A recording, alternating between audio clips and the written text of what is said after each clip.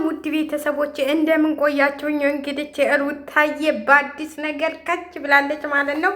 አዲሱን ፍቅረኛዋን እንዲህ ባማረ ነገር ይዘው መታለች ማለት ነው። እሰይ እሰይ እሰይ ብለናል። እንደዚህ ነው ከአብርሽ የተሻለ እንጂ ከአብርሽ የባሰበት እንዳታመጪ ብለንሻል ማለት ነው። ግን በጣም ነው ደስ የሚለው ከአብርሽ የተሻለ ፍቅረኛ መጥቶላታል ማለት ነው። እንግዲህ በጣም የሚወዳት እና የሚያከብራት ይሁንላት ነው የምንለው። እንደ አብርሽ እንዲህ ልቧን ሰብሯት የሚሄድ ሳይሆን እንደዚህ በክብር በኩራት ይዟት የሚሄደው ነው። እንግዲህ ታሪካቸው እየወጣ ነው። የአብርሽና የሄርሜላም የታለቁበት ነገር ዛሬ ማታ እንግዲህ ጉዱ ይሰማል ብለን እንጠብቃለን። እንግዲህ ሩታዬም በአዲስ ነገር በአዲስ ተስፋ መጥታለች። በጣም ደስ በሚል ሁኔታ ማለት ነው። ደስ ይላል። አንዳንዴ የሰው ልጅ እኮ የሚከሰቱትን ነገሮች እንትን ማለት ነው ለተሻለ ነገር ነው መጠበቅ ያለብን። እንግዲህ ሩታዬ እንኳን በሰላም መጣሽ አዲሱ ፍቅረኛሽ ጋር ብለናል። ደስ በሚል ሁኔታ ነው የመጣችው ብለን እናስባለን። አንዳንዴ ለበጎ ነገር ነው ሁሉንም ነገር በተስፋ የምንጠብቀው። በሁሉንም ነገር በጥሩ ነገር የምንጠብቃቸው ነገሮች እንትን አንዳንዴ ሲከፋን ሲቸግረን የሆነ ያ ነገር የሚመጣ አይመስለንም። በቃ ተስፋ እንቆርጣለን፣ ተስፋችንን በቃ እናጣለን። ግን ተስፋ ማጣት እንደሌለብን በሩታዬ መማር ትችላላችሁ ብዬ ነው የማስበው። ማለት ተስፋ የምን ተስፋ መቁረጥ፣ ማናችንም ተስፋ መቁረጥ አይገባንም። አንዳንዴ በቃ ያልሆነ ነገር ሲከሰቱ ተስፋ እንቆርጣለን አይደል እንዴ? ተስፋችንን እንቆርጥና የሆነ ነገር እንትን ይላል። የሱን ጊዜ ደግሞ ተስፋ ለመቁረጥ ሁላችንም ጥሩ ነገር እንደሚመጣ ጥሩ ነገር እንደምናገኝ እያሰብን መኖር አለብን ብዬ ነው የማስበው ማለት ነው። እና እንግዲህ ሩታይም ተስፋ አለመቁረጥ ይህን ያህል ነገር ያመጣል ብለን ነው የምናስበው። እንግዲህ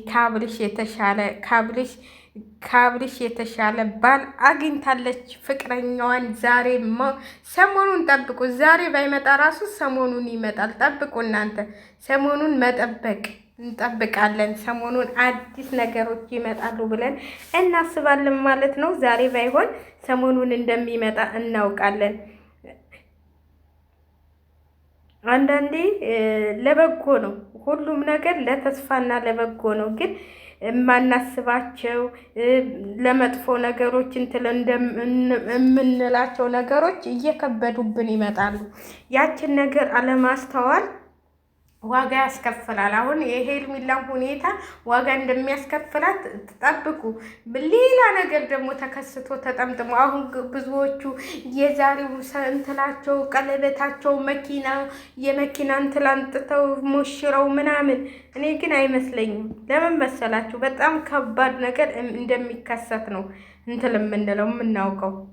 ከባድ ነገሮች ይከሰታሉ ብዬ ነው ተስፋ የማደርገው ማለት ነው።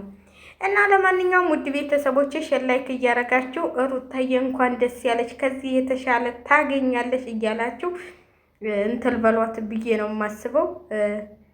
ከዚህ የተሻለ ነገር እንደምታገኝ እንደምትል እናውቃለን ማለት ነው። ስለዚህ ውድ ቤተሰቦቼ የተሻለ ነገር ጠብቁ በሩታዬ ቤት ማለት ነው። ከእንግዲህ በኋላ አብርሽ የሚባል ሰውዬ በበጣ ገቧ እንደማይደርስ የተሻለ ነገር እንደምታገኝ እናውቃለን። የተሻለ ነገር እንደምትል እና ታሁን በኋላ አብርሽ እና ሄርሜላ እንግዲህ ያው ፍቅራቸውን እየቀጩ ነው። የሰላም ፍቅር ያደርገላችሁ። እሱም ያው ሩታን ለመበቀልን ፍቅርን ለመበቀል ነው። እሷም ያው እንደዛው ለበቀል ነው እንጂ ካሁን በኋላ ሄርሜላና አብርሽ አብረው ይኖራሉ ብላችሁ አትሰቡ። ግን ያው በቀል አለ አይደለ? ለበቀላቸው እንትን መባያ ነው ብለን ነው የምናስበው። ለማንኛውም ሼር ላይክ እያደረጋችሁ አበረታቱን እንላችኋለን። ዛሬ ጉድ ፈልቶብኝ ማለት ነው። ዛሬ ልንገራችሁ። ኧረ እንደው የሩታን ቪዲዮ ሳልጨርስ ዝናብ እየጣለ ነበረ። ዝናብ ሲጥል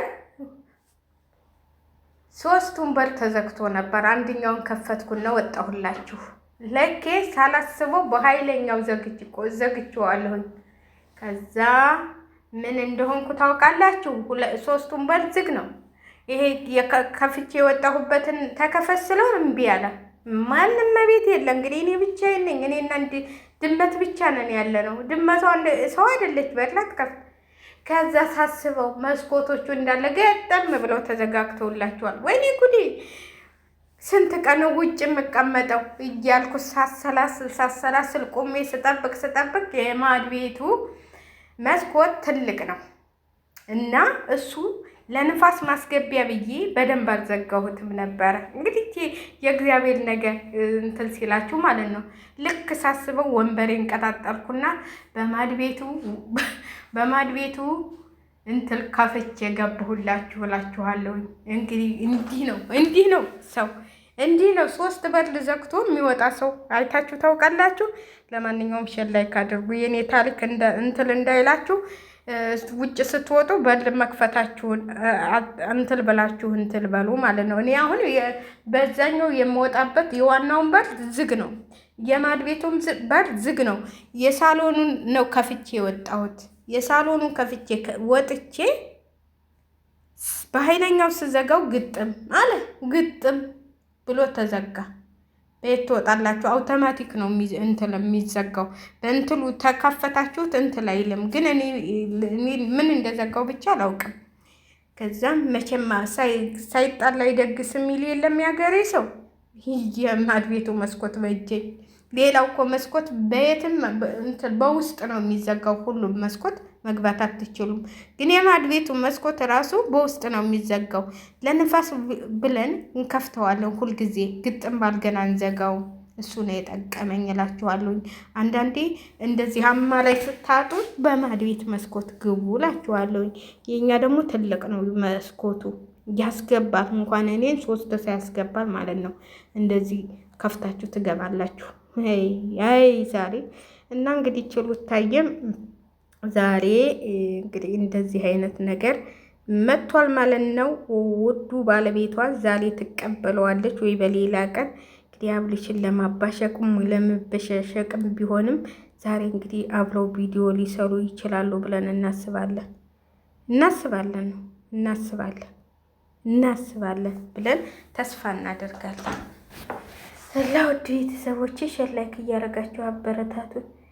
በነገራችን ላይ ብልቱ ኳላውቅም ትንሽ ራሴ ራሞኛል፣ ብርድ ይለኛል። የሆነ ዝናብ አይሉት ምን አይሉት ግን የሆነ እንትን አለ፣ ንፋስ አለ እና ለጉፋን የሚሰጥ ነው። ለጉፋን የሚሰጥ ነው የሚባለው ለምን የሚሰጥ ነው የሚባለው እና አለ የሆነ ነገር እና ውድ ቤተሰቦች እንግዲህ ላይክ እያደረጋችሁ አበረታቱ እንላችኋለን። ላይክ ሼር ጠቅ አድርጉ። ሩታዬ ጀግና፣ ሩታዬ እንዲህ ድምቅ ብለሽ ስለመጣች ደስ ብሎናል። በሏት በቃ ሩታዬ ዛሬ እንግዲህ በአዲስ ነገር ትመጣለች ብለን ተስፋ እናደርጋለን እላችኋለሁ። እና ላይክ አድርጉ። እናንተም ያው የሰው ልጅ ፈተና ይፈተናል እኮ ሁሉም ሰው። እኔ አንዳንዴ ፈተናችንን ለምን ለእንትን አድርገን እንደምንወስዱ አላውቅም እንጂ ብዙ ነገሮች ሊከሰቱ ይችላል። የሰው ልጅ እንግዲህ አብድሽም እንግዲህ ይመቸው ብለናል፣ ይመችህ ብለናል። ላይክ አድርጉ።